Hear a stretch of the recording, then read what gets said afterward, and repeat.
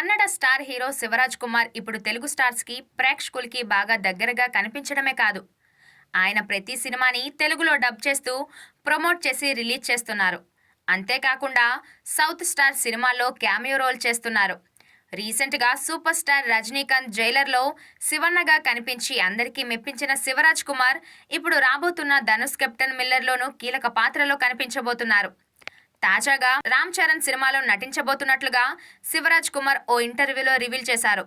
రామ్ చరణ్ ప్రస్తుతం శంకర్ దర్శకత్వంలో pan India film game చేంజర్లో నటిస్తున్నాడు. ఈ చిత్ర షూటింగ్ ఫిబ్రవరిలో ముగుస్తుంది అనే టాక్ ఉంది. మార్చి నుంచి రామ్ చరణ్ ఉప్పెన దర్శకుడు బుచ్చిబాబుతో RC16 మొదలు పెడతారనే టాక్ ఉంది.